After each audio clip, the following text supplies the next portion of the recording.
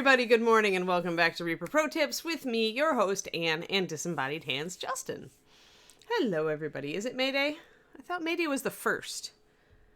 It is, but it's not quite May the 4th be with you, so, you know. We've got all these early May holidays, right?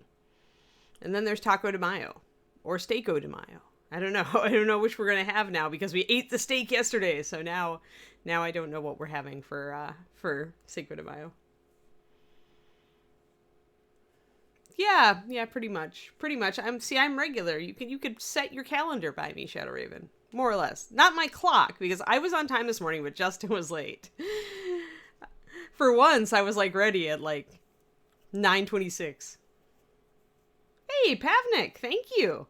8 months. Thank you so much. We really appreciate it. We appreciate your support. And new encode. Wow. Oh, 17. One with the 1 up, or 18. 18. So you had to do it 10 months better. That's impressive, new encode.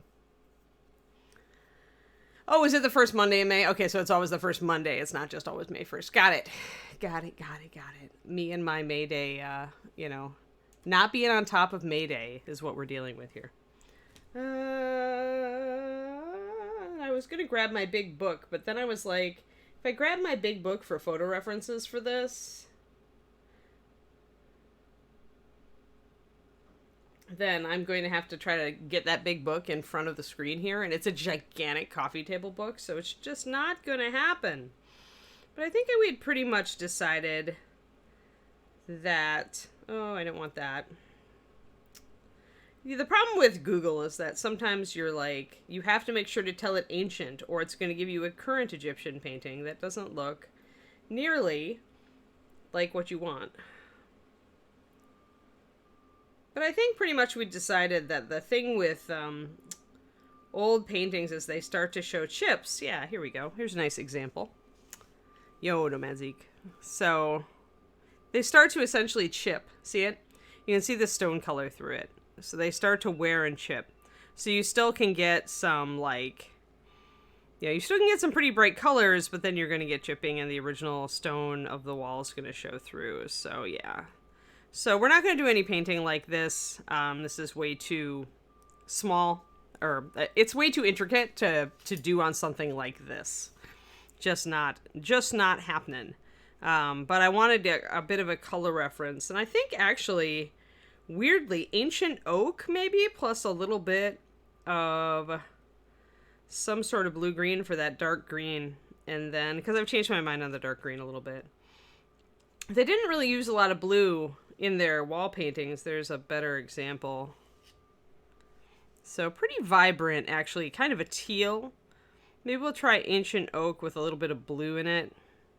And then there's that pale green.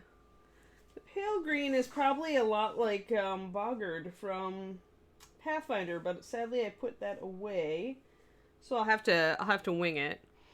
And then the red is easy because you could use cinnamon red for it, although cinnamon isn't quite orange enough. I'm gonna say, because it's usually I want to use a mixture of red and brown for those. I'm kind of feeling like maybe a little bit of mahogany plus magma. We'll do that for our carnelian this time. Yeah, I mean, but they used the blue and other things, right? But usually jewelry, Shadow Raven, so. Oh, they had a yellow. I mean, they did have a yellow. I mean, Valendar, so it's a yellow ochre. It's one of the most ancient pigments. So it's just oxide. It's iron oxide. So and that's where the red comes from as well. And then they use the black, and the teal is definitely a green, because when they lightened it, they could get that lighter green. So it's pretty bright. The yellow is pretty bright. If you see some of these, it's very evident that is a very yellow backdrop there. So, and you do get a green. This is where we get a little bit of blue. You can see the blue. So we do get a little bit here and there, but yeah, fairly limited palette with what they had access to. That's actually a really good one for chipping too, that painting I just saw. All right, I think I'm pretty good. Now here is where Sphinx's wings are going to get in the way. I need to make sure I've got us in focus.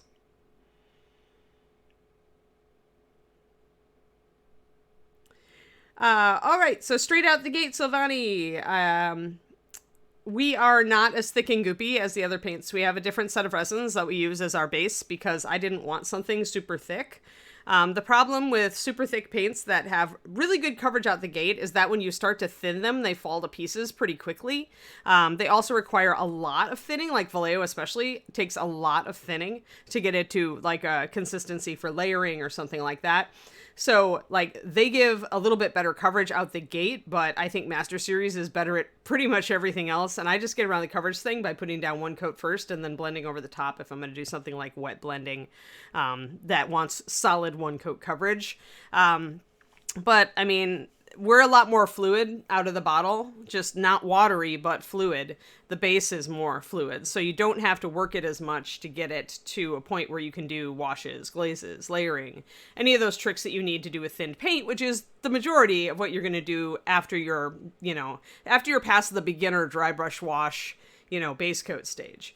So any more advanced techniques you learn, you're going to want to thin your paint. And some of those paints are a little bit harder to work with on that because they are so thick in the beginning.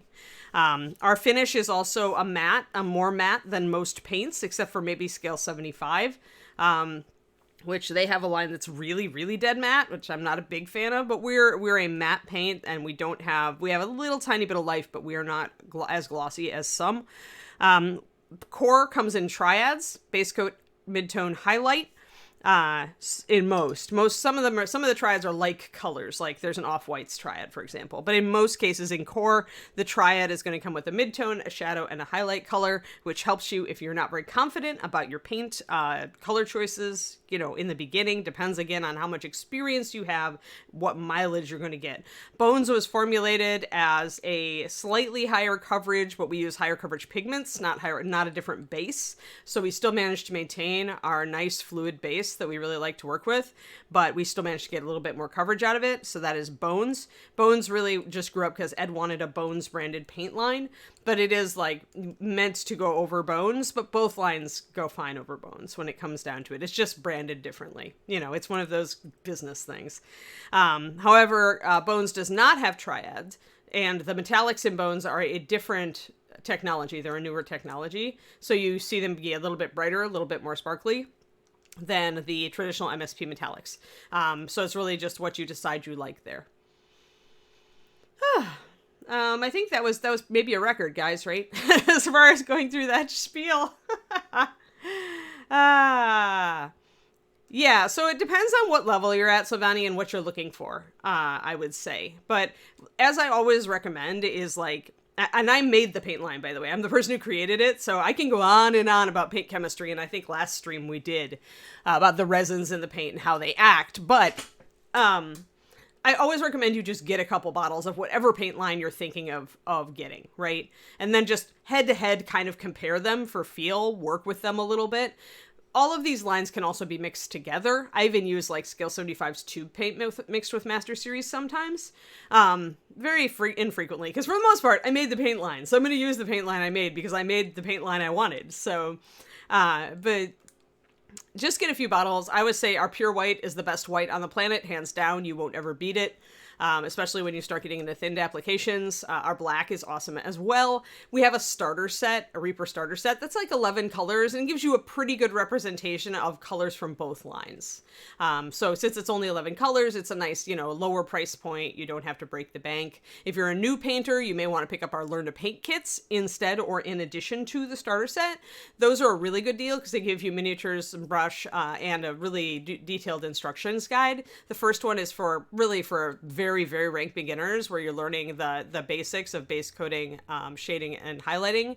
And the second one is about layering. So if you're more an beginner intermediate looking to figure out how to do layering and blending, then the second kit is going to maybe be more worth it for you. And there's Quindy with the, Pathfinder is a branded line. Whenever you see a branded line, nor Lord Nobody, you're not going to get the thing that is different in a branded line are the colors. It's just like when we used to do heavy gear. Pathfinder came to us. They liked our paint technology. They wanted, you know, Paizo and Ron talked for a bit, and we decided to do a paint line. They gave us the swatches, and I formulated the colors based on the swatches. They got to name everything. They got to choose all the colors. So really, the Pathfinder line is meant to be iconically Pathfinder. I believe they picked a lot of those colors based on Wayne Reynolds' color choices in painting the iconic Pathfinder characters and monsters. So that's what Pathfinder is. Yeah, the problem with licensed lines is that you don't know how long they're going to stick around. So if you want Pathfinder to stick around, and you should, because there are some colors from there that I consider really key and useful, you should buy. Speak with your dollars. That's what Reaper's accountants are looking at, and Paizo's for that matter, right? So anyway, sorry, I've got a blur on my glasses here. Yes, and Rhonda Bender, who wrote the Learn to Paint guides, is brilliant as a painter and a teacher. Exactly. Yeah, there are a lot of choices in the hobby right now, Silvani. I mean, I would start small and slow. If you really like red, for example, and you think you're going to be painting a lot of red, or if you picked up like a Games Workshop Army, Chaos Army, and you think red's going to be your thing, then pick up like black, white, and a red from several different lines so you can try them all. That kind of thing. That's what I usually say. That said, I mean, our line, Reaper's line is different from the others in that we produce it in-house at our factory. It's made by humans. It's designed by a high-level miniature painter for other miniature painters. Nobody else has that. They all outsource their paint production. So we have the direct hands-on, you know, sticky up to our elbows in the paint line, producing it in our factory so that we can essentially, if there are problems, we can essentially turn around and fix it immediately. We have a lot of freedom then in what we do with our paint line. So yeah. I thought you could get them singly. Yeah, you just have to search for them. Like, if you go to Pathfinder in the paint section, you should be able to just see a list of colors, click on the color. Well, right, Nomad Zeke, but it doesn't mean I mean, I can keep spewing good advice and you can keep ignoring it, but, you know, I'm still going to keep giving you the good advice. Especially if you're on a budget. If you're on a budget, just buy the few models, the colors you need for the models you're working on right then. And just build that way. That's the easy way. And that, like I said, the Learn to Paint kits and the starter set are excellent. Small, you know, the Learn to Paint kit is discounted directly. So you actually get a lot for your buck on the Learn to Paint kits. Let's see here. What do I want to do? I want to do some red and some green. So I need to find a green. I hate to say this, but once again, we're back to the canceled color. Peacock is probably our best bet for that particular teal. But I'm going to go searching around and see what else I can find. Let's see here. Maybe we'll try Ancient Oak with a little bit of a teal. Like, Deep Ocean. But that's a little bit too blue, I think.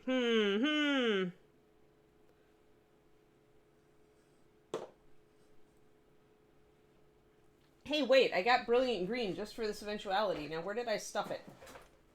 Hey, there it is. Yay! Okay, let's use something in print and mix the color we want.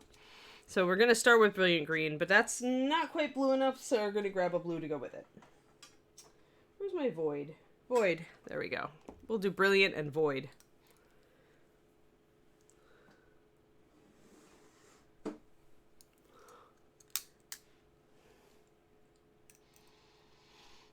Yeah, I highly recommend Pathfinder. They have some really unique colors, and like I said, voting with your dollar is the way to vote if you want a paint line or paints in particulars to stay in print. Hello, Bob and Julie. Good morning. All right, so I've got a red and a teal, and I need a yellow, and that's easy because yellow ochre, and that means Palomino gold. So there, we've got our primaries now. We've got our bluey green, we've got our browny red, and we've got our yellow. So we're gonna mix these up. I've used a lot of different colors to get that carnelian red look. In the past, I've used heraldic with ruddy leather. Today I'm going to experiment a little bit more. For my red, I'm going to use a mixture of mahogany brown and magma. Magma being a very heavy red orange. Good morning, Bryce. Bryce, you need more caffeine. So yeah, we're gonna work. I'm gonna see if this kind of makes the color I want. We do have a red oxide, which is rust brown, and I've used that mixed with a little bit of red as well. Like I said, cinnamon red's not a bad choice, but I decided I wanted to go a little more earthy here this morning, so we'll try magma plus mahogany and see where we get. Because something in my gut says this should produce, the mixture of these two colors should produce a good Egyptian red.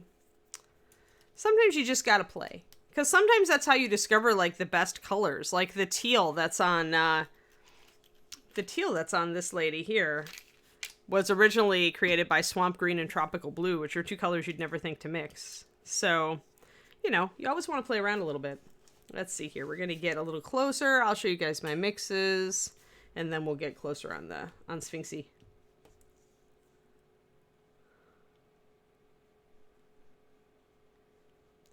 Yeah, that's not uncommon. We do that a lot at ReaperCon because, you know, sometimes it's the case where the barn door is shut and the horse is already out, where the color has been canceled just on the cusp of getting really popular as people understand how to use it. Because that's really a thing. People, you know, maybe they don't pick up a certain color because they're like, well, I'm not sure how to use this. We're going to go heavy on the green here and just a drop of the void blue, because blue can really hit green with a hammer sometimes. Bob. Oh, that's funny. So, I mean, we do that. I mean, the ocean colors are a good one for that. Cloudy Sea. Clouded Sea was everybody's favorite grayed out teal, but it just didn't catch on before it was canceled. And this happens. This absolutely happens.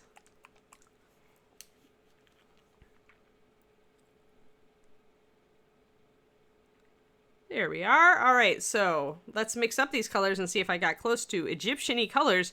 Now, I am going to be glazing them over the stonework of the space, and we'll get in focus on the Sphinx in a second. I wanted to get these guys set up first. I have not played with the Virtual Expo paints yet. I have so many paints.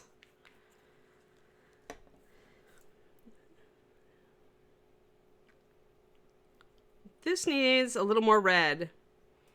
A little more red. I like the earthy tone I've got going on here, but it needs a little bit of actual red. So when I usually want to hit something with a punch of red, it's clear red, or in this case, I can go Heraldic, Sione Scarlet, any decently bright red. I've just got a little bit too much brown and yellow in here. And this is when you just tune it. I like to mix instead of just using an out of the bottle color sometimes because one, I'm adventuring, and two, I think you get some unique hues that way that you otherwise maybe wouldn't mess with. It's very easy to just keep reaching for a bottle of X, Y, or Z, but then your color schemes start to all look the same, like eventually, because you're always using the same red, you're always getting to your goal the same way. So do try to mix it up sometimes, because that's how you like manage to find your new favorite colors and some of your new favorite mixes.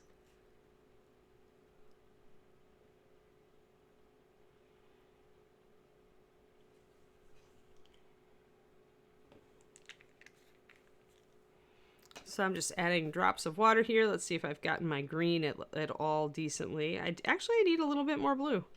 A little bit more blue. Brilliant Green was stronger than anticipated. Now you do notice though from that Egyptian wall painting that I'm going to put 2 more drops. I'm going to be super daring. From that Egyptian wall painting the paints are fairly muted, right? That's close. That's actually pretty good. Yeah, I think that's pretty good, actually. It's maybe still a little bit too green. I don't know, though. Let's see. I want to see what I can get, if I can get that pale green. Because I liked that pale green they were using, and I'm pretty sure they added maybe ochre and white to that to get that green to go pale. Yeah, probably. Like, there's a little bit of that, and then there's a tiny bit of that. Yeah, that looks a lot like it. So yeah, like, you can reconstruct how the ancient Egyptians, like, you know, figured out their paint mixes for their walls.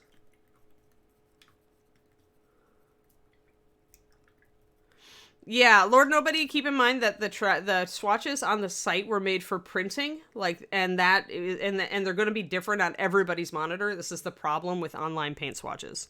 Buy in person when you can. If you are looking for a particular color, like if you're like, hey, I need kind of a pale yellowy green, just get on our Discord or our forum, if you're into that, and get on our Discord and just say, hey guys, I'm looking for a pale yellowy green that's kind of like this. What Master Series colors should I buy? And people will give you options. Like, that's the best way, I think. Like, if you're like, hey, I want a red that's just not a super bright red, but just a little dark, then people are going to say, hey, Heraldic Red is awesome. You know, so that's, I think, the best way, because everybody's swatches are screwed. Like, everybody's. Like, I have not seen a paint company ever nail their swatches. And it's because your monitor calibration is just a little bit off. Maybe it's a little blue. Maybe it's a little yellow. Maybe, you know, who knows? Maybe it's just going to be a little different. So, yeah, there's Quindy with the Discord link. We are at least painting some colors on her stonework. Yes, the power palette can get you close, although the problem with things like the power palette is just beware of this, is that you may hit a pixel that's just a little weird, and it may give you some very unusual results. So make sure that when you click on your power palette that the color you're seeing makes sense. Because, yeah, if you're trying to pull from paintings, sometimes there'll be just a weird rose highlight on a skin tone or, you know, something. It happens. So this looks very Egyptian to me. Like, I think we could go maybe even a little bit more. Well, no, that red is really close, actually. I don't want to take it brighter because the oxide paints just wouldn't have gotten more red.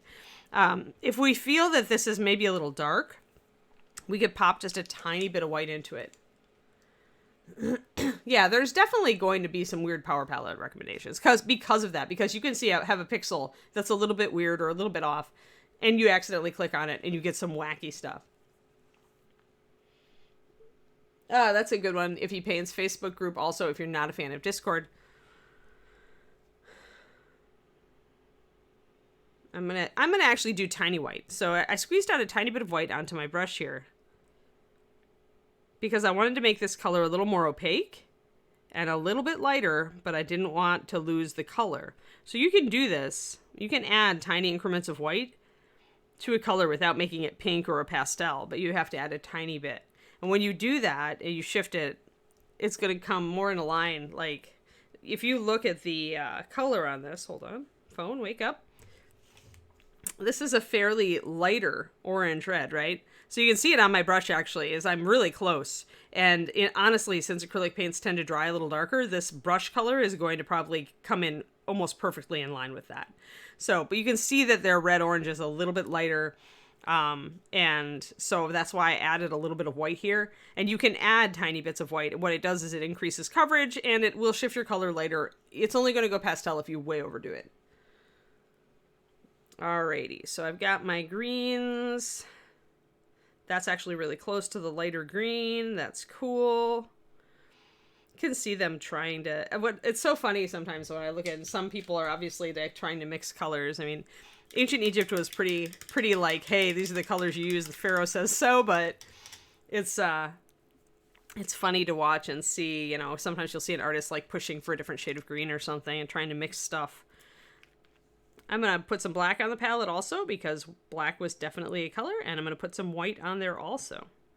Now what I am going to do is probably add just a drop of blue liner to my black, because the black that they were using definitely has a little bit of a bluey tone. You can see them also sometimes mixing their black with their reddish pigment to get a brown. But it varies by like the time period, and yeah, there wasn't much artistic freedom in this sort of art. Egyptians were very much traditionalist. It's only when you get to like Akhenaten, who was, you know, totally like saying, screw you guys, I'm gonna go this way. Then you see more a switch toward more realistic art styles and stuff like that.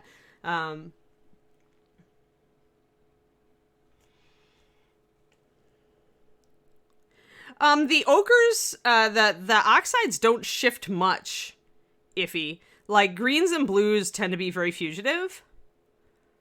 and some reds are fugitive, but the oxides are very durable. And lamp black is lamp black. I mean, you're going to maybe get a fade because it's rubbed off, you know, like, so that's something too. That's what we're going to be doing on this, is we're going to be suggesting chipping. That's why all of these colors that you see on these paintings that I'm pulling up on my phone are inside. They've essentially survived because they're in a very sheltered place. Although there are a couple places in the Valley of the Kings where you can see how stuff has worn. But like, even like with Greek statues and like really old stuff, if you go look, you're going to see more weathering, like actually like sun and like wind, like, and sand, like abrasion, like more chipping. The paint is falling off. You are still going to see some streaks of the original color in really recessed or protected areas. So some fading, but I don't know. Like, okay, think of it this way. When you see a really red stone or a really yellow stone, that stone sits out in the sun all the time and it doesn't bleach. And that's the stuff that's iron oxide. That's what they're using to create these pigments. So you're not going to get, like, it's not like our chemical concoction pigments of today where they can be very fugitive. It's, some of this stuff is like just, you know, black ash is not going to fade as the sun beats down on it. I don't care if you like have it out there for a long time. There may be other reactions happening, but it's not going to suffer from that. So jump off of dams. I guess he technically jumped out of a dam, but I mean, it's more off of a dam in my opinion. Fugitive is the traditional way to put that. Much as Valander likes to make jokes, it is if you say a fugitive pigment or a fugitive color, any 2D artist is going to understand what you're saying. Dyes are a different beast, though. Remember, dyes are a different beast. They've always been a different beast. But yes, most dyes, if not all dyes, will absolutely fade. But that's also a chemical process of like how well the pigment is binding to the cloth fibers and things like that. And stuff like that. Oh, Shadow Raven did. Word of the day, fugitive. Yep. All right, so we've got a very good Egyptian palette lining up here. We also have the potential to do some mixes, but if we want to stay toward traditional Egyptian, then we don't want to do many mixes, as mentioned. So we're going to do get some pure white down here. My favoriteest white. I go through a bottle every 3 months at this point. Brain is full. Dyes have always been a different beast. Like, when you look at what is used for pigment and what is used for dyes, you'll usually see very different things being used, substances being used. And that's like, because if you take yellow ochre and you heat it up, you put it in a water bath, it's not going to actually adhere to cloth. It's not going to become soluble. So you need more soluble compounds in order to dye something. And that's why dyes are different. They're fully soluble. This is still the case in today's world. Although now we have the chemistry for pigments to be chemically altered to bond to fibers like dyes, and that's why there's a lot less of bleeding stuff. Like, if you get a pair of red socks today and you throw them in your wash accidentally with your white stuff, chances are you will not actually turn stuff pink like you used to. And that's because industrial dyes are now pigments that have been chemically altered in most cases.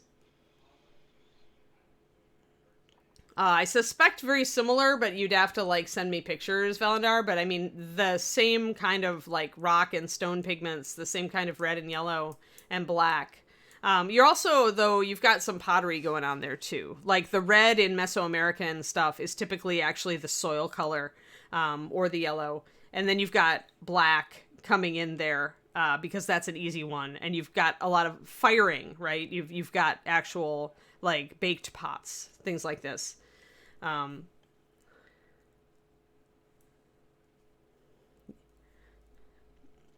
Pure white is the king of white, Lord Nobody.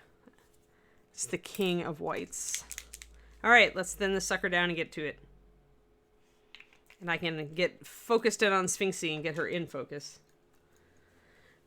Pure white is probably the most Reaper color. It used to, Crows. We used to have terracotta, and it died because nobody bought it. This is, again, a case of the horse leaving the barn and the door closing behind it, where people just didn't realize how useful it could be. But that's why I'm mixing in Egyptian red instead of using, like, terracotta. But even then, terracotta varies. I mean, the iron content of soils is going to vary. Alrighty. Alright, Sphinxy. Let's see here. I gotta get you up here. I've got to block other things out of the background so that you actually focus. There we go. Yay! Awesome. I'm thinking I want to do these pillars in like alternating green and black maybe with red collars and white pillars. That's what I'm thinking. So let's see here. Let's see how this works. They are thinned, so they're going to come off as a little bit not solid coverage, but I'm okay with that.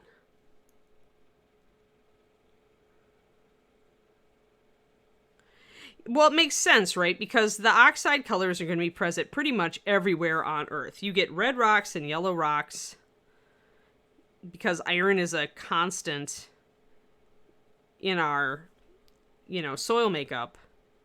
You're going to get that everywhere.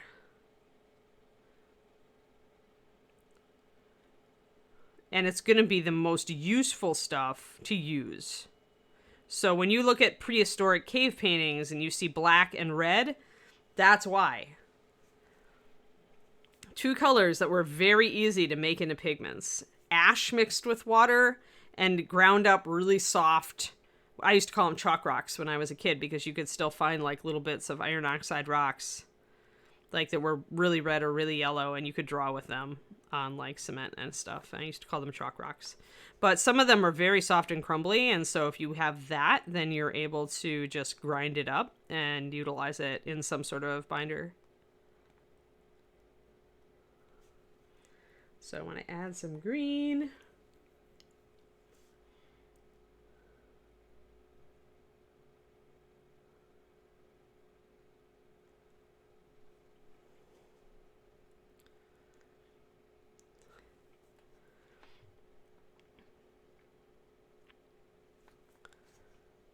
I haven't ever seen a really bright red on ancient stuff. I've seen a pretty ruddy terracotta, which is fairly red. But I haven't seen a true bright red. A lot of our current reds tend to be synthetic. Gonna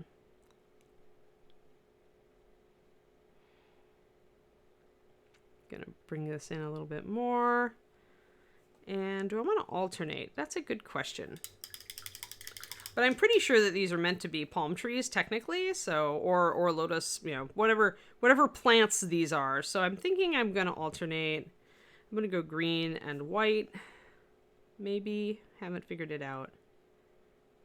We'll figure it out though. Maybe yellow. Green and yellow with red collars. And I'm using this thinned so that I still get a little bit of my lining showing through it. Do you see that? And also because Sphinxy, whatever Sphinxy is on top of, is probably out in the elements because it's in ruins. So either it's out in the elements or it's broken down but in a slightly sheltered area. Maybe her den.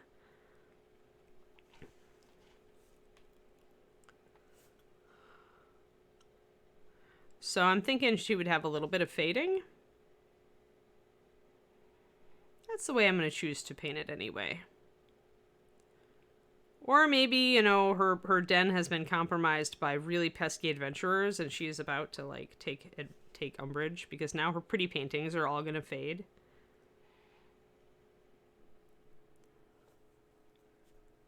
We've got wings in the way. We've got all sorts of stuff. See, now you can see the problem with attaching the model to itself is you have to paint around everything.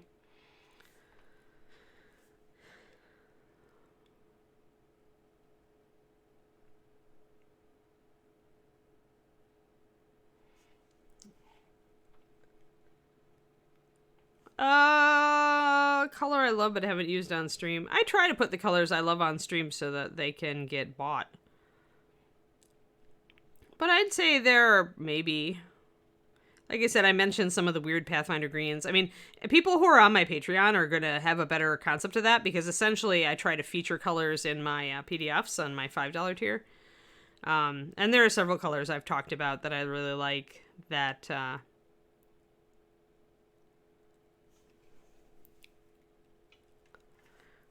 that aren't ones I reach for on stream all the time. Remember, I have a drawer next to me, and I probably have about 100 paints close at hand, and that's the 100 I choose from. If you have watched this show for any length of time, you will have seen me not long ago kind of change up those colors, add a few new ones, take a couple out. I did that probably a month or two ago because there were colors that I wanted. Magma is actually one of them. There were colors that I was like, I want to talk about some new stuff. So I essentially shifted the colors in my drawer. But otherwise, I think with any painter, you're going to get in a rut. You're going to get colors that you really like to use, and that is part of developing your own style. So it's not a fault or a problem. And so I always, I may use X, Y, and Z more than other things because those are the colors that I find very useful. But if I really, really love them, I do try to work them onto a model at some point. In reality, though, like any of the colors in Master Series can be awesome in their own right. It just depends on how you're using them. Well, I have no idea what you've got, Crows, so let's see, what did I just order? I just ordered... Okay, that's a replacement. I just ordered Monarch Purple because I was running out of my old bottle. I ordered Brilliant Green, which is a great medium green if you're looking for something that's actually really quite bright but still has decent coverage. And the other things I ordered recently were Explosion Orange, which is useful if you want to do orange OSL lighting effects or firelight, and Saffron Sunset, which is an excellent color to use if you're trying to add a little bit of dimension to your NMM gold or blonde hair. You can glaze it over the top when you're almost done and get some more color complexity and deepen the color.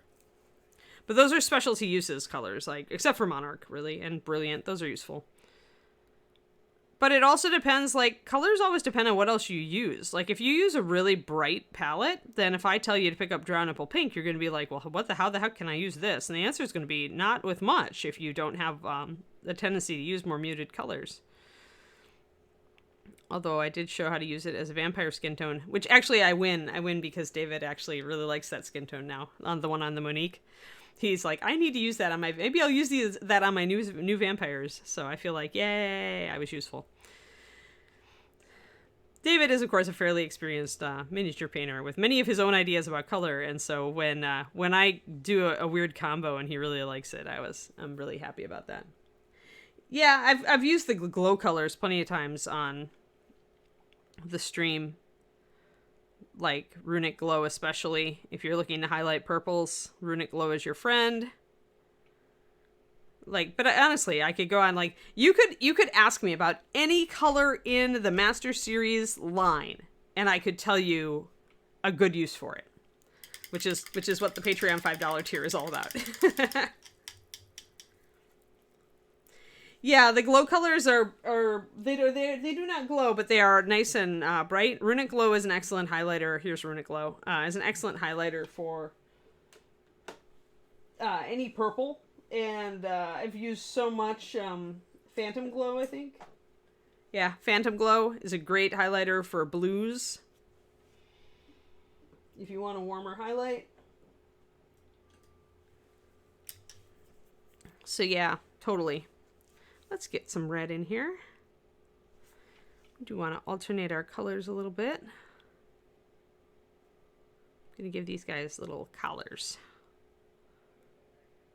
I think I'm going to do yellow on the ones in the background, which is not really a good art technique because usually you want the ones in the background to be darker, but I wanted green up here, so.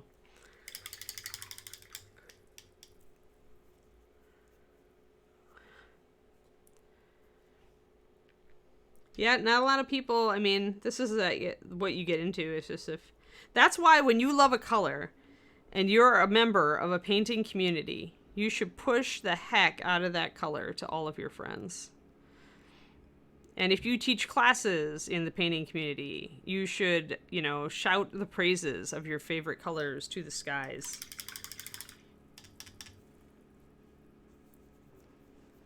Rotting wood's very interesting.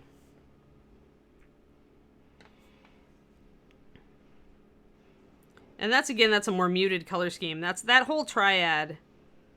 Although Heartwood is very relatively vibrant compared to the other two.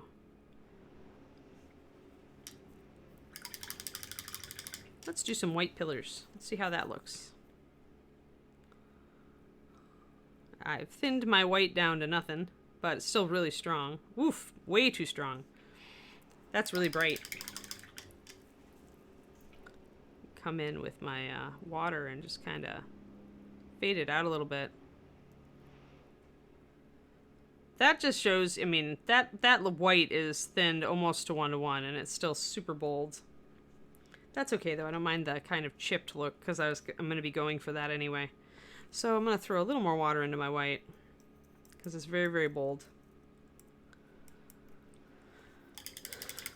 But yeah, so if you really want useful recommendation crows, shout out a color that you want a useful recommendation for. So if you're like, oh, maybe I want a new red, or maybe I want a new blue, or a new green. You're going to get a lot more constructive suggestions. Or what's the best yellow for X? That's how you get some really good suggestions. I think. This is better. It's more of a whitewash. Still brings up the color. I don't think I want that, though. I think we're going to make those pillars more black. Maybe even blue-black. Let's see here. I'm just mucking around at this point to try to come up with a way. I want to try putting a black one back here. Yeah. There we go.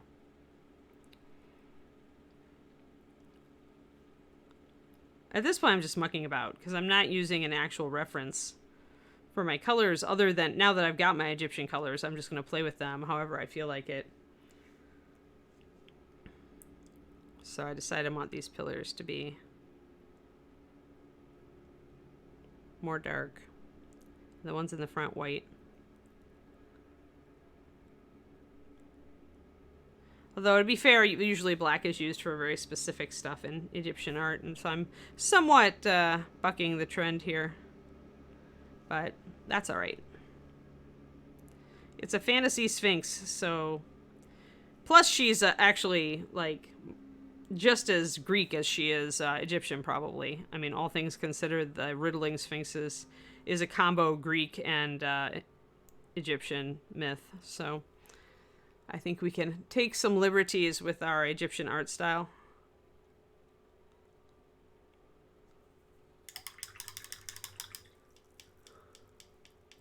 Yeah, and those are some serious goodness. Serious goodness, the Bones 5 colors.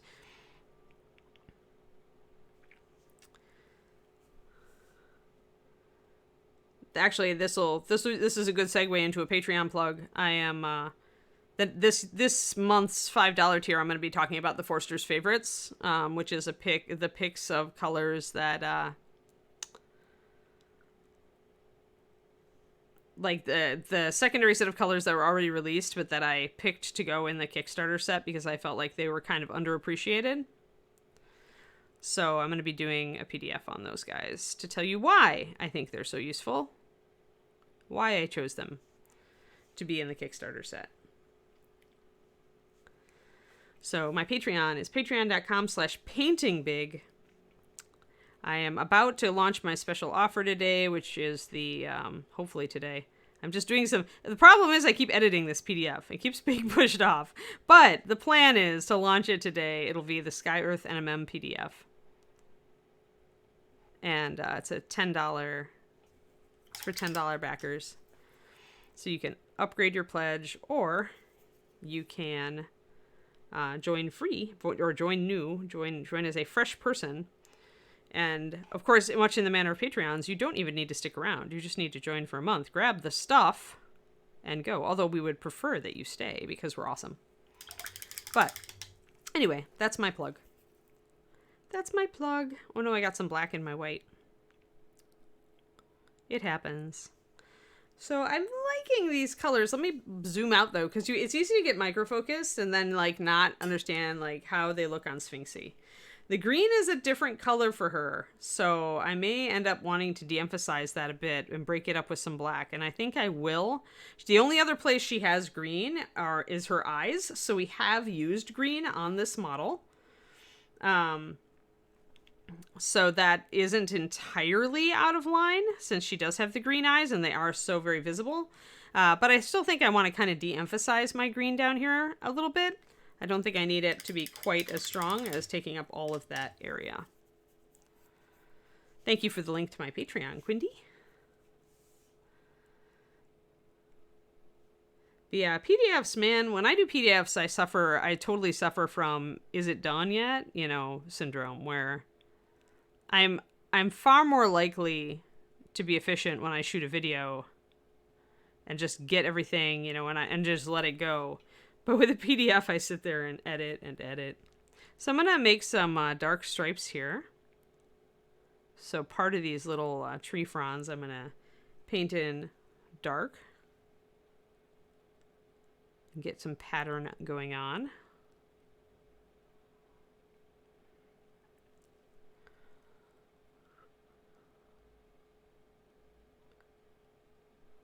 And it'll break up the green and make things less green because, well, we're taking down the amount of green.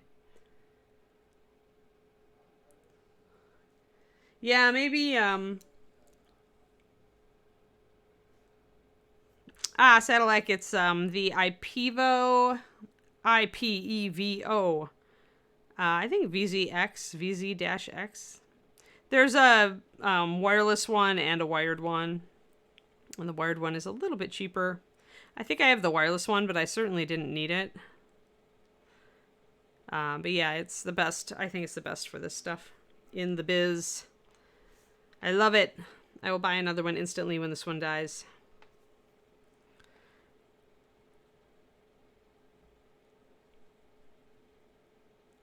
It's been a real trooper though. I've had it. I think I bought it before I moved. So it's probably about 1.5 years old and it's still doing really well.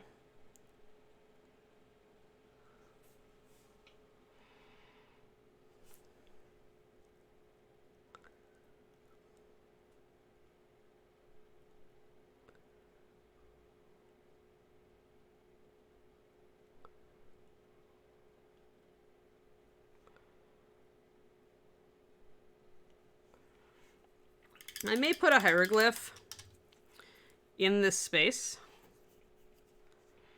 Or a figure. I haven't decided.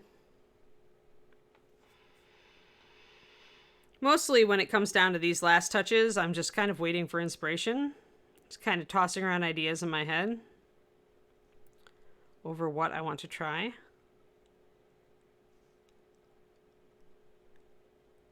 There is a Sphinx hieroglyphic, so it would make sense to use that one.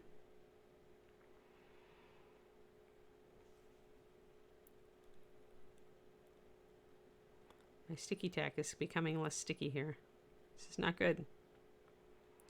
Maybe the sticky tack is like, hey, you know, you're pretty much done here. Maybe you should just take us off of this.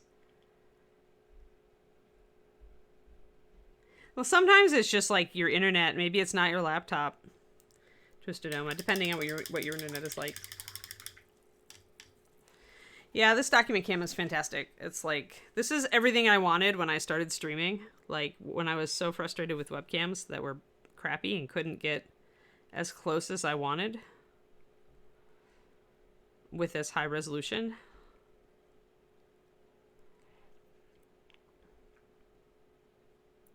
I'm going to get my stone colors out soon and we will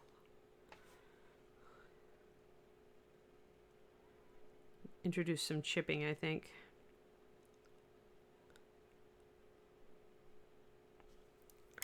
But first I want to get the rest of my colors in here. I do like how this is looking though. It definitely brings life to the base to have the painting going on down here. So overall I like it, and maybe I'll do this in yellow because that tended to be their background color. See how thin my ochre is. That's all right.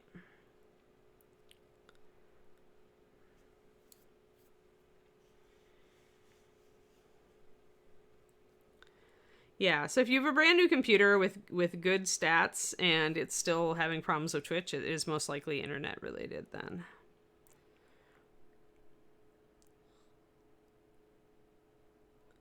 There we go. We'll get a little bit brighter on the yellow in here.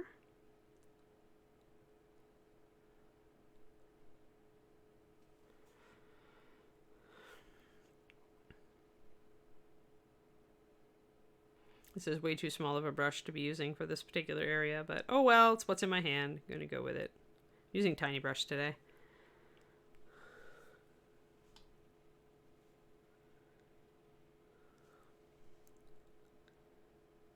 Yeah, it's nice to be able to look up at the model on my monitor. Although I do find that the monitor is not... Like, the camera does still sway some things. Like, if I was trying to just use my monitor as a reference while I was painting, it would actually not do me well, because I find that sometimes highlights show up brighter on the camera than they are in person. So, still think that... I mean, I wear my magnification, my glasses... my reading glasses, and that helps me. But if your eyes are really wonky, that of course is not a good fix. I'm actually going to go to a bigger brush to get a more even layer of color on this.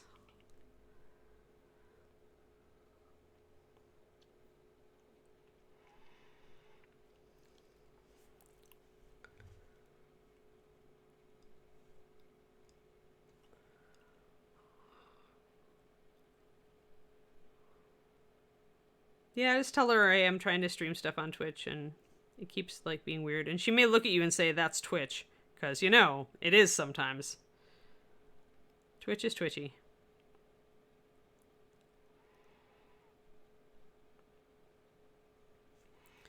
Alright, interesting. And then I could probably do some yellow in between here. Just to put a little bit of something down.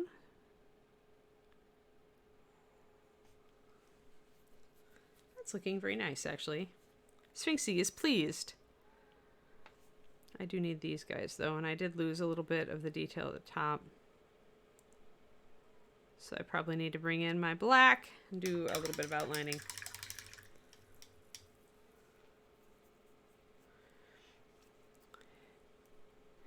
Yeah, it's probably what my mom's thinking as well.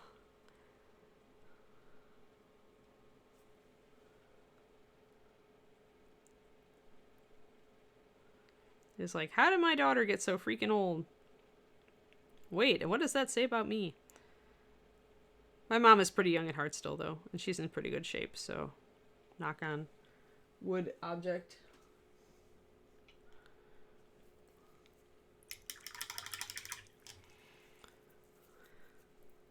And we get our yellow over here.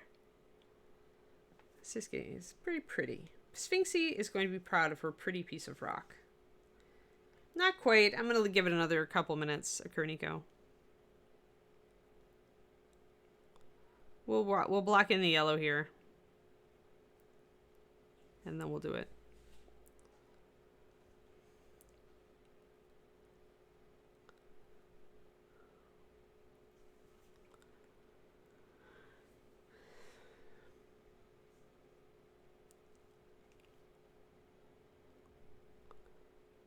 Get a little bit of paint back here, and this is definitely, the paint on this side we're definitely going to have to do some chipping on, because we've got obviously a rockfall here that took out half of this sarcophagus, so that means that this paint will not have survived intact. It will be beat up. But I find it's much easier to paint it as if it's clean and then to dirty it up.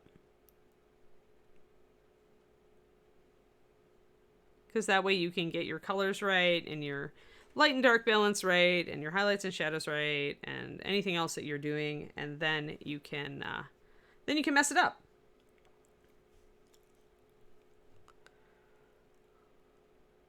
Messing it up is fun.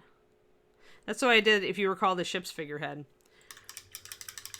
We painted it in the greens and then we weathered it. Although that one was a little bit more, since it was so huge, it didn't take highlighting and shadows as much because it cast its own shadows because it was huge. So it didn't require as much contrast. Whereas this one's still a littler design. There we go. All right. Give this a little bit. Do some outlining with our black to make it come up. Yeah. So the hardest thing here now is that I'm going to have to do something over here probably, because there's colors here and some of these stones would probably have also little bits of color on them. But they don't right now, right? So, and we don't want all of our colors to be over here. We want a little bit of balance. So we can do the gold coins, which will be done in a color that's similar to the ochre. So that will pull a little bit of attention. But I may want to suggest just a splash of color over here, like just like this little line here. I could maybe do in red, and maybe sketch in another tree on this pillar, because there's an arch here. So I could do a tree, and I could just freehand it on that one. So.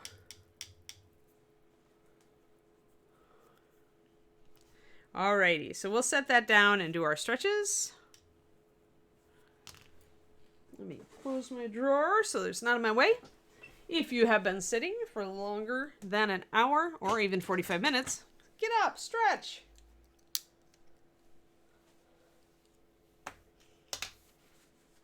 Yeah, that is the problem with that, Kerniko, right? Is that when you paint something so pretty, that messing it up, even if it's like adding freehand over the top, can be like, oh no. That's the danger if you're doing like a cape and you do this beautiful blend and then you're like, I don't want to do freehand anymore. All right, stretch everybody.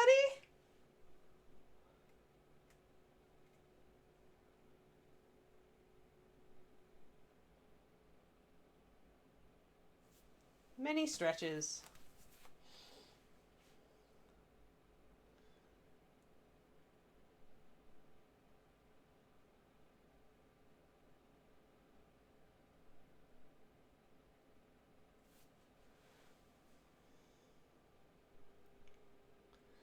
Ooh, I took the top off my baby plants, but I don't want them to dry out, so I should probably put their lid back on. 1 second. Baby plants. I'm growing baby basil, baby Thai basil, because we need it for slaughtering. It's my version of livestock farming.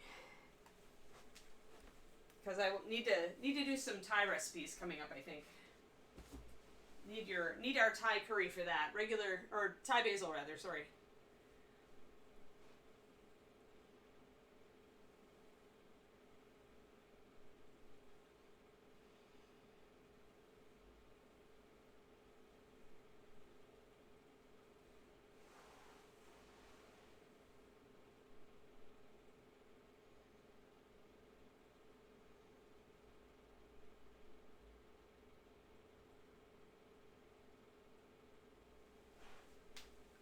Go.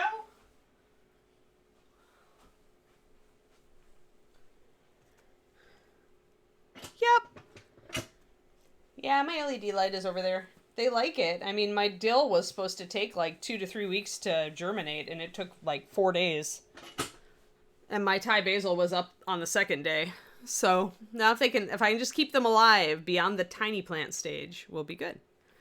I'll have dill, which dill is actually used in some curries, which was weird. I didn't realize it until I was looking at the recipes.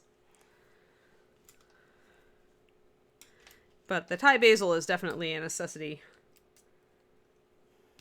Just so good.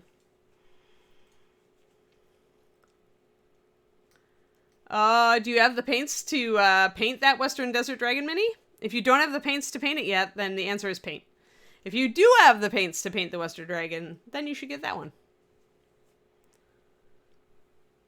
Yeah, I just got a 3-bar set just to clamp on over here, and help my baby curry leaf plants grow. And then I decided to germinate some seeds because you can always use more herblets. We only have like one windowsill that's decent for growing herbs, and as the season goes on, leaves will cover over the sun on that side, so I needed something. None of the new paints are for that mini. Then it's up to you. Are you going to paint it right away? If you want to paint it right now, then buy the dragon. If there's something else you want to paint right now instead, then buy paint spray.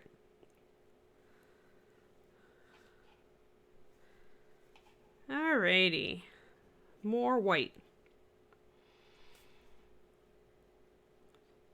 Just want to get all these guys. Well, I think I am going to switch to the bigger brush, you know?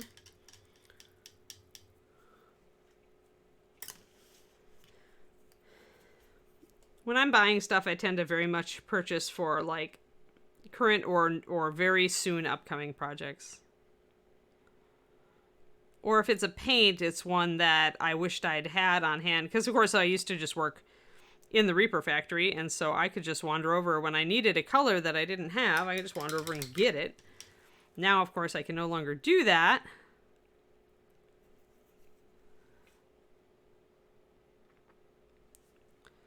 So I have to actually think about like what I might want to use down the road.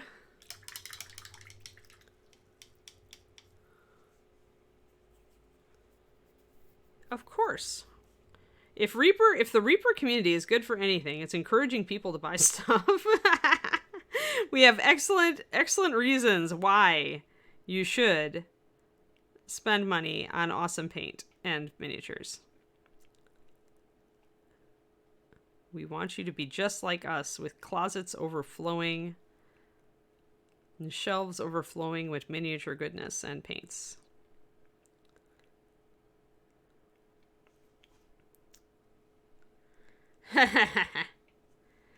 The enablement channel is real. Oh wait, I named it Supplies Talk. Silly me. Although I've been able to resist all of the current stuff that's been put up. I think I got lost a little bit of some of my details here. There's another bit of red that goes up here that I didn't quite get on my first run through. Yes, GB. You and D. Clearman on my Discord are ridiculous. I can thank you both for several past purchases.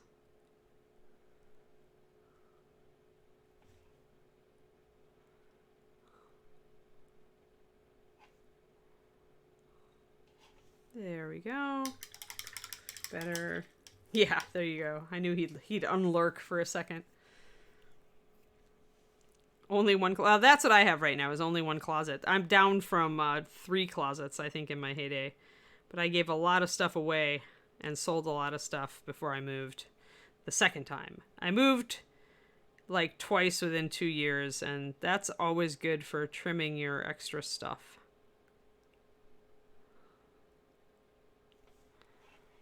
I'm just bringing in some details that I lost. And doing a bit of lining to bring out the patterns.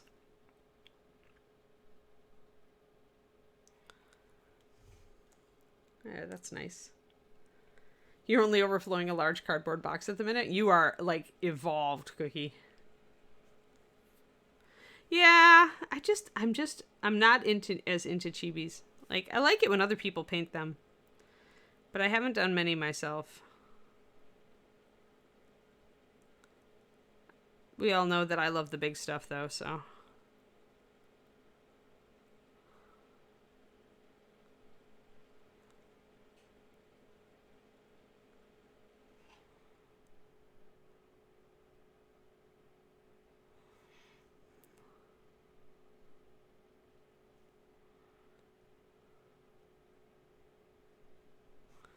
Alrighty, that's looking all right.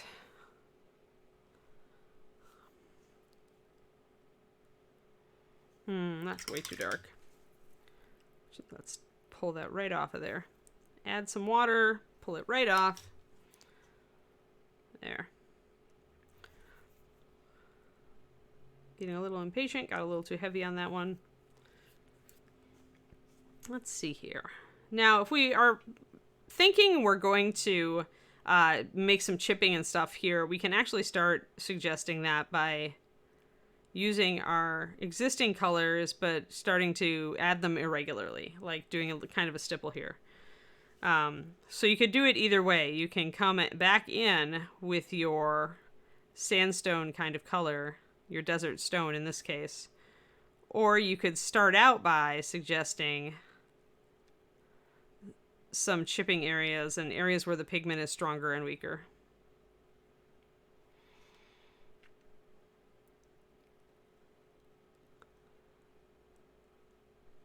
And stippling is a brushstroke that you can use for so many different textures.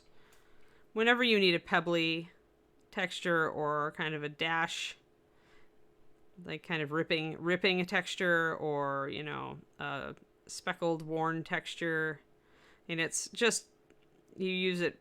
There are certain techniques that you use on like every model eventually, because they're just so useful. Certain brush strokes, and stippling is one of those.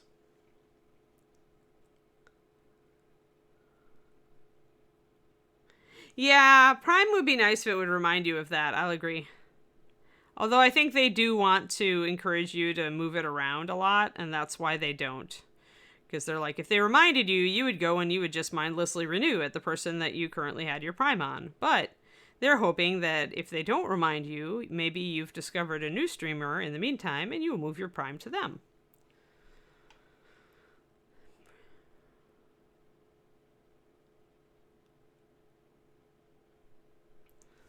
So a little bit of kind of breaking up the white there,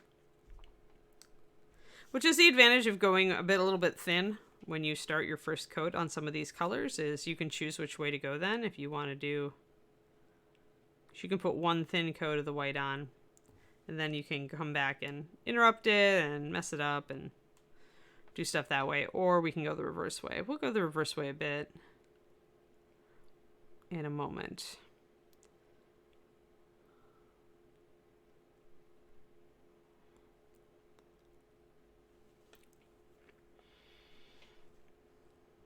Yeah, I like that. That's pretty good. I think I'm going to bring my light green in and actually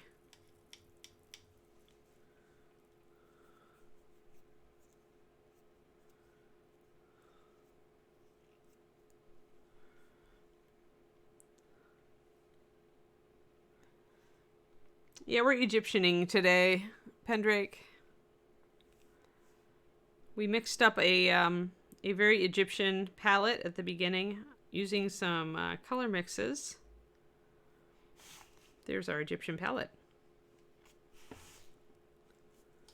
And then I've been painting stuff and things to give Sphinxy some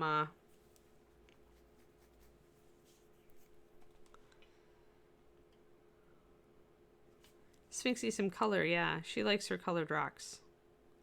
I'm just going to bring in some of this pale green here and there on this darker green. And that's less Egyptian painting style, more just me wanting this dark green to come out a little bit.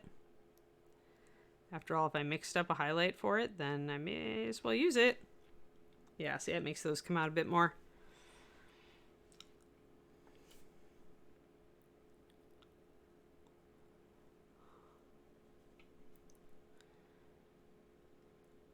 Especially when it's next to these black stripes, you going with a slightly lighter green gives you more contrast.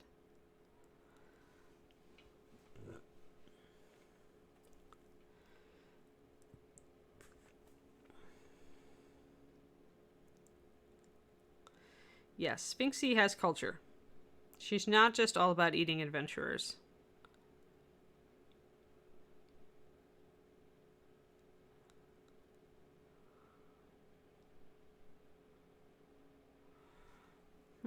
Yeah, that's good. I like that.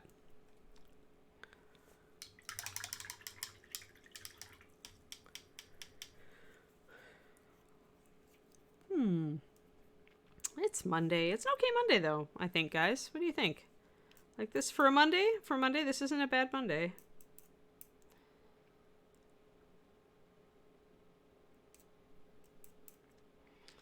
Though I have not yet decided what I am cooking for dinner, which is always kind of a danger sign. Like, if I don't have a concept in mind, I'm heading for, like, that moment of, like, I don't know what I want to have for dinner, and it's almost dinner.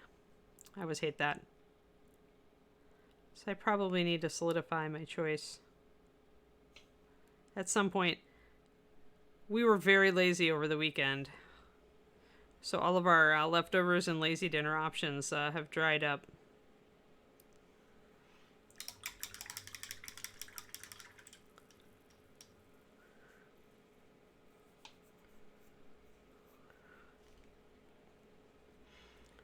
Yeah, this Monday is pretty good.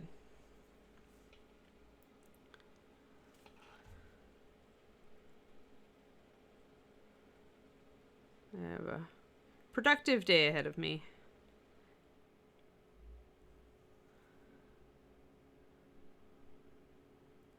But hopefully by the end of the day I'll have that PDF up, that special offer PDF, and then we'll start promoting.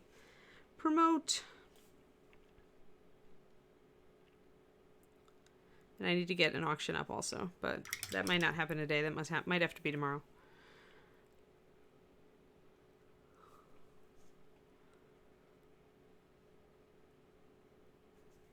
Keep somewhat blorfing my red lines here.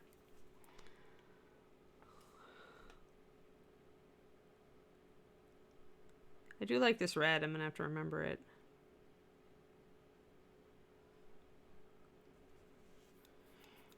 Kind of want more red. Kind of thinking about doing this archway up here in red. I wonder, how would it look? Probably really Egyptian-y. If that's a word. Yeah, I don't know. Yeah, it's pretty bright.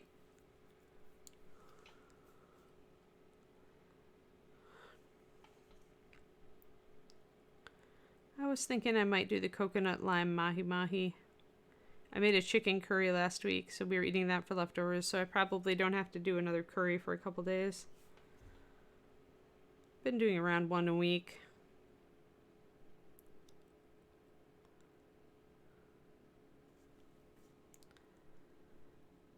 But now I have a new cookbook with Far Eastern stuff like Thailand and Malaysia. And I've been avoiding opening it because I didn't want to like get totally distracted from my curry odyssey. There we go. How do you guys like that? I kind of like that. That red's nice. That's a really nice red. And it really picks up the green there. Yeah, I like that. We're going to keep that.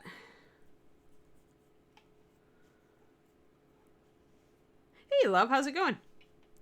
We are giving the Sphinxy some Egyptian artwork on her base. I didn't see anything got censored from Shadow Raven. But yeah, everybody's individual filter could be different. I don't know. It's weird. Twitch is weird that way. What do I want to do? I guess I want to go over here.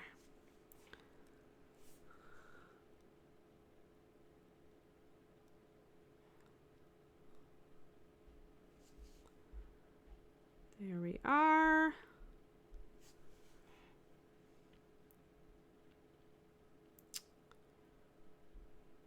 I get my last vaccination this coming weekend, guys. So does David. David gets his on Friday, and I get mine on Sunday.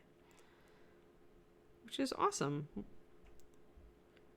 have to figure out where we want to go adventure after that.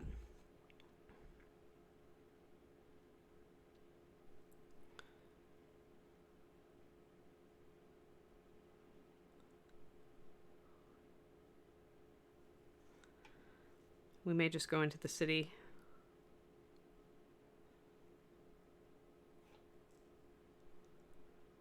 There we go. Get a little bit of our details mapped in. Words are hard. Apparently your Twitch filter is the exact opposite of your real life one. Oh, no. You get yours tomorrow, Cookie? Good. Yeah, I like the red and the green together too. It's a weird color combo that works because we're used to seeing it in Egyptian art, I think. Like normally I would not choose that green with that red, but here it works.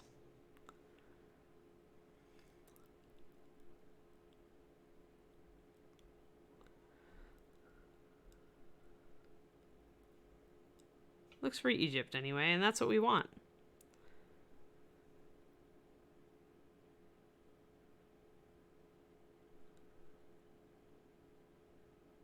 Yeah, we've been wanting to go down and do some walking by the Palace of Fine Arts and stuff, so maybe we'll go into San Francisco. You know, I haven't been able to explore much since I moved here. There we go. Oh, my Fitbit is very angry with me. It says, you have not gotten enough steps.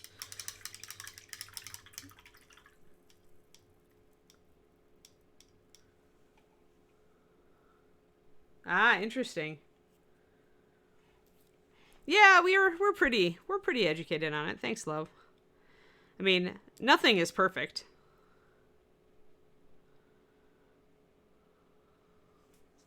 Nothing is perfect, but I will neither one of us caught it so far as we knew. So I'll take some level of protection without having to get sick. Nobody likes being sick.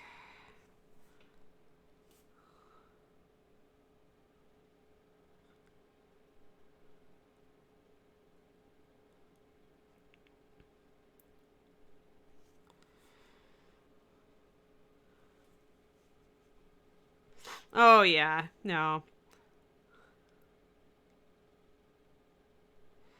Yeah, it's weird how people, I think that's the human all or nothing mindset right there. We tend not to, when we hear there's just a 5% chance of something, we tend to think, oh, there's no chance of that happening. When actually, yeah, actually, 1 in 20 people.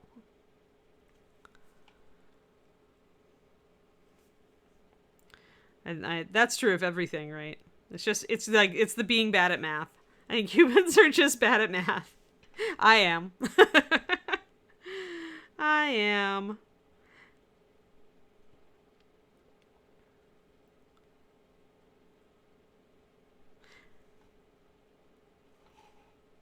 All right, get our yellow in here.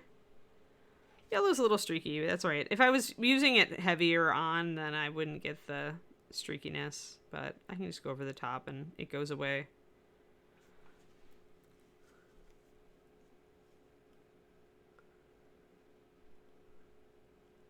Ooh, to the zoo. Nice, Otter Mama.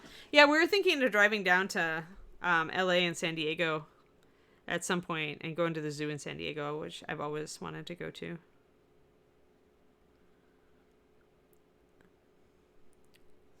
I like zoos. I like to bring my my drawing pad and do some animal sketches.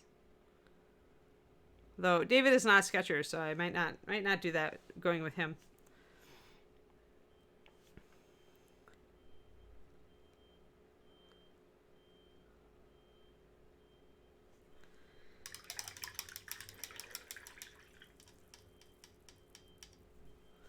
Yeah, I need to look at the Renaissance fairs around here too. Yes. Yes. Yes, there is much bad dice luck on my stream. This is true. Like, and I really have to see. Like, I've never been able to play an in-person RPG with David, so I don't know what his dice karma is like. But I kind of suspect that maybe he has bad dice karma, and it just passed on to his dice roller that he made for me.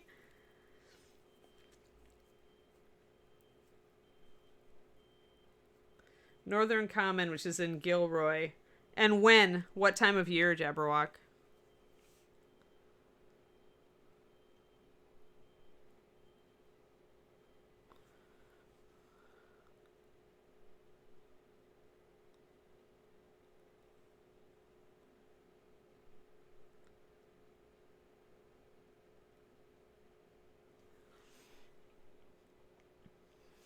Because I'm in the mood for a Renaissance fair. It's been a while.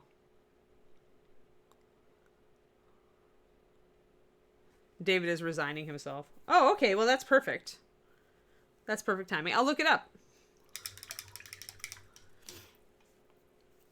thanks. Thanks for the tip. I've got my outfit. Like, it might even be, depending on how hot it is during that time. I'll have to look. I have my full, my really fancy, like, noblewoman's type of, Elizabethan hunting costume. My fancy dress.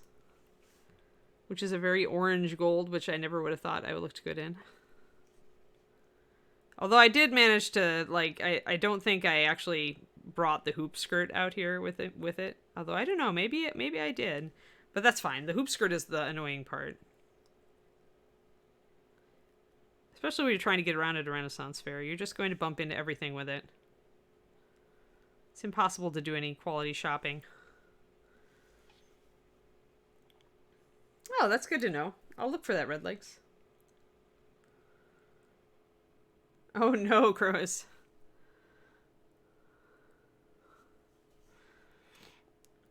Yeah, when ReaperCon was in the spring, it was usually going on at the same time as Scarborough Fair, which is, you know, in Waxahachie, south of Denton.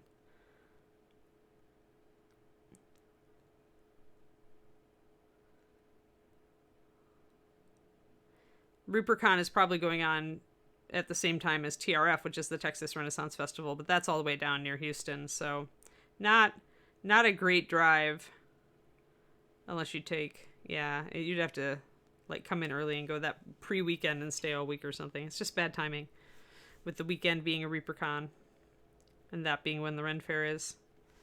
Alrighty, so we've got some nice color there. Yeah, hoop skirt equals built-in social distancing, yeah. Yeah, TRF is the big one. When I was in the Midwest, I used to go to Bristol Renaissance Fair because I grew up in Bristol. And Shakopee up in Minnesota, I went a couple of times because I had a friend who lived near it. So we did road trips from Madison. Her family was near there. And then when I was out in Baltimore, I went to that one, and that was a very nice one. I remember lots of trees. I always appreciate lots of trees at Renaissance fairs. And then I went to TRF once and mostly to Scarborough in Texas. I liked the vendors at Scarborough.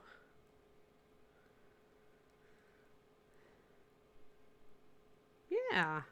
You could go up into the UP, the Upper Peninsula, or northern Wisconsin is gorgeous. Up by the Boundary Waters.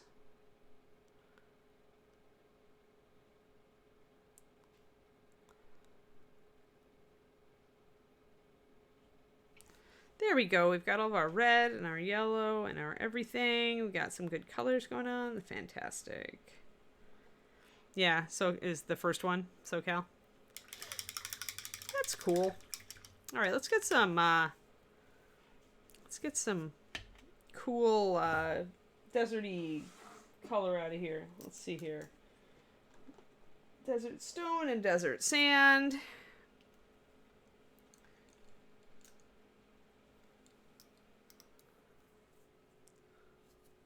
Ugh. Yeah, so Memphis has been failing at Renaissance fairs for a while, huh? Is the one in New York as beautiful? That's cool, Otter Mama.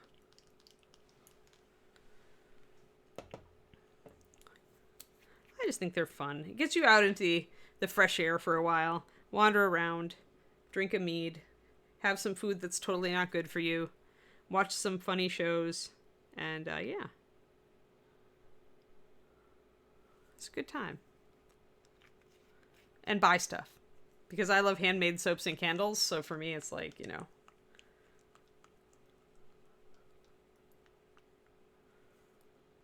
No, Pendrake. I already talked about that, actually. It's too small.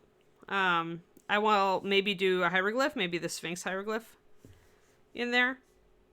I could see Sphinxy getting out the paint pot and deciding to label this as her territory.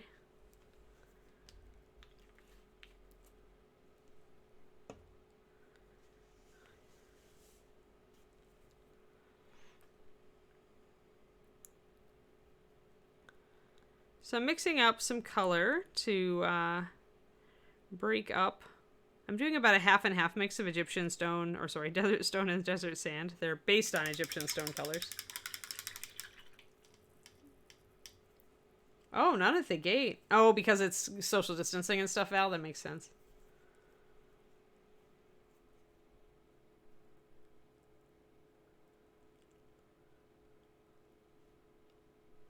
But yeah, I mean, so Pendrake, here's the dealio.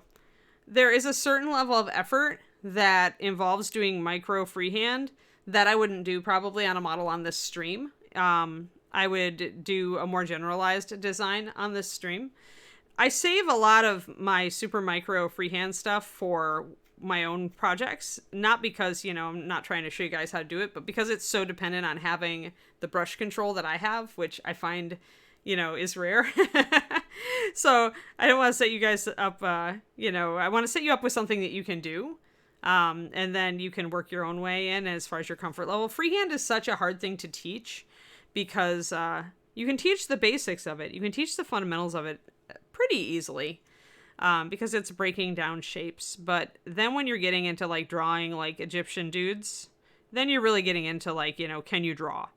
And so I find that that kind of shuts it off for people a little bit. Like it's not something that they feel they can do.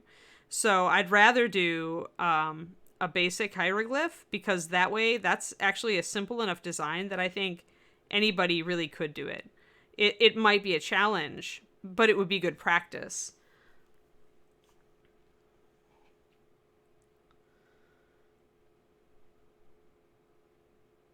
That's a bummer. Because you'd think a lot of the historic Scotland stuff would be outdoors, right? But I guess if they're being paranoid. Oh, the Great Dickens Christmas Festival? I don't know. I've never been a big Dickens fan. I like A Christmas Carol, but I guess it could be fun. I don't know, maybe.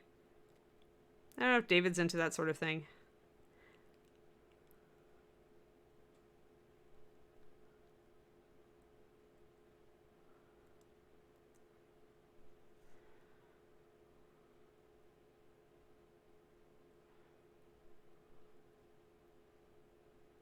I think David's more into the Nutcracker than Dickens. We were listening to the Nutcracker during Christmas.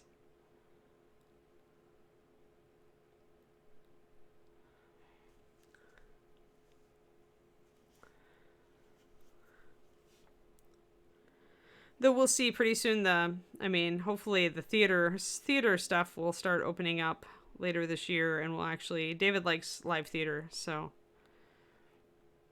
maybe we will go see some Christmassy things around that time. I think most big cities have like special productions of like A Christmas Carol and stuff like that. Dallas did. They had some interesting ones.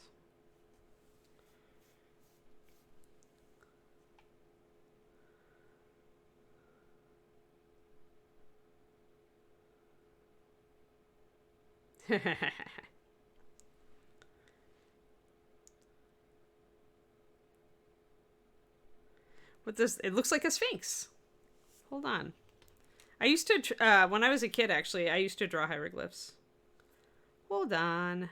Boom. Egyptian. I thought they had a sphinx hieroglyph.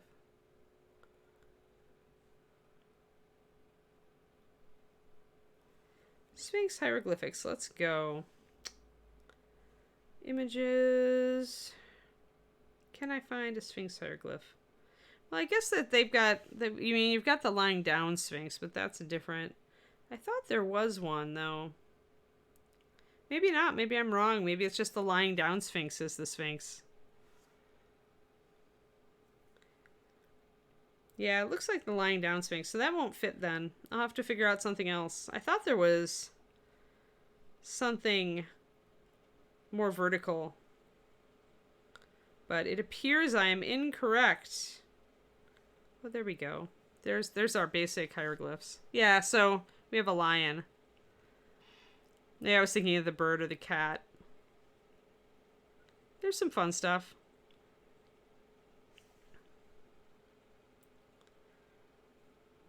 Yeah.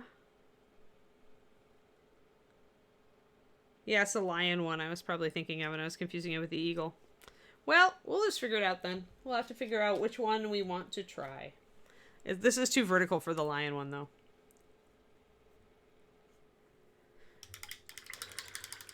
Yeah, I won't be able to do a Sphinx one then. I'll have to figure out if I want to do a bird or if I want to do... The bird ones are fun.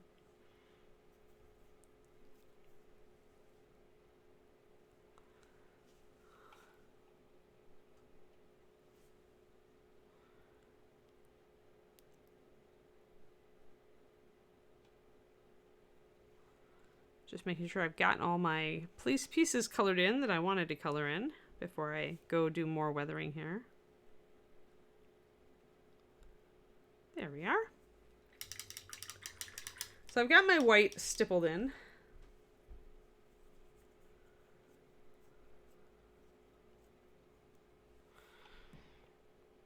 So I'm going to grab my desert sand, desert stone, and start kind of breaking up some areas.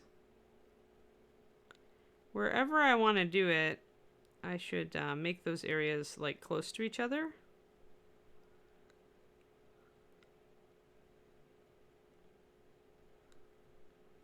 To suggest that there's like wear, consistent wear. So bringing those out. And that's just stippling with your sand colors. I think I want to bring in some of this color here. There's cracks in here, so that probably would have brought that apart. This panel would have a lot of interruption.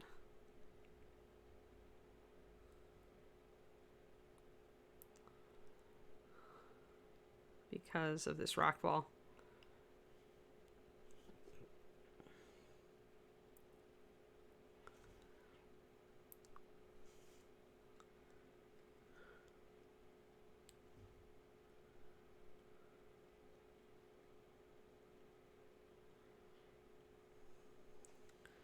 That's funny.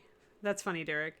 Yeah, I don't know. I want to do something that's like fairly complex. Just like I said, it's like the point is it's not to do something like super easy, but something to do something a little bit challenging, but not so challenging that totally turns people off, to make them think that I can't do that. I think I actually need to go all the way down to desert stone with some of this stippling. It's coming across a little bit light.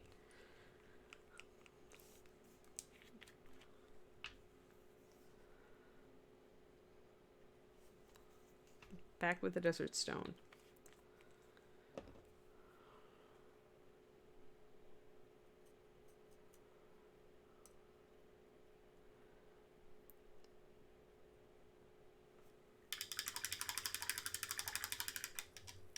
Let's try this.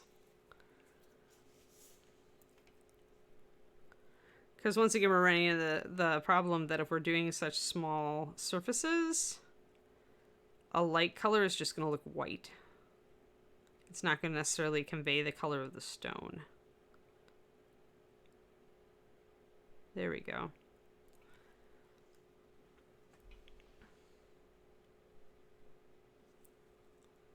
Oh boy, we are past time to end.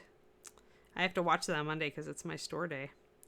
And I also started more or less on time. So what we did is we started, this will give me some time to figure out what kind of hieroglyph I want to do for next time. So we figured out our Egyptian colors and we mixed them custom so that we could get something that's very Egyptian looking. So right now I feel like this is good. Though we have a lot more blue up top and more faded colors on the bottom, but that's kind of what we want. We want Sphinx to still be the center of everything.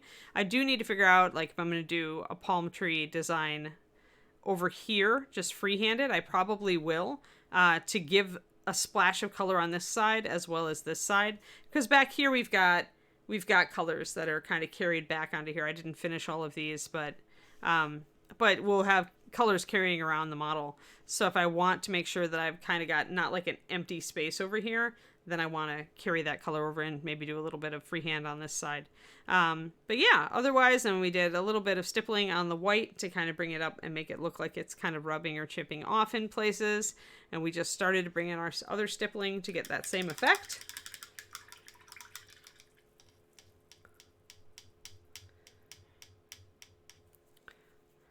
But yeah, so I'll think about what I want to do as far as the Egyptian hieroglyphs go. I'm going to do something, but I don't want to do like something too crazy. I probably will go for one of the bird designs because they're a bit more interesting than just lines or dashes, or, you know, a lot of the other hieroglyphs are very, very simple. So yeah, that's where we are. I'm Anne. Thanks for tuning in. I mentioned earlier patreon.com/paintingbig and also twitch.tv/paintingbig. I do both. I also am starting a new series on my YouTube, which you'd have to Google. Since they don't have easy things like youtube.com/paintingbig, at least not for the little fry like me. But if you search Painting Big on YouTube, you should find mine. I'm starting a new little short series there. Alrighty, guys, thanks. It is time to resume the Monday. Yes, I hope you all have a wonderful day. Or those of you who have gotten through most of your Monday, I hope you had a wonderful day. Who are we rating today, Reaper?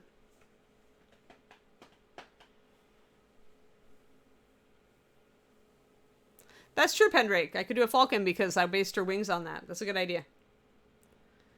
Ah, Nalind. All right. Have fun, everybody, and I will see you again tomorrow morning. Be there or be square, right? Bye-bye.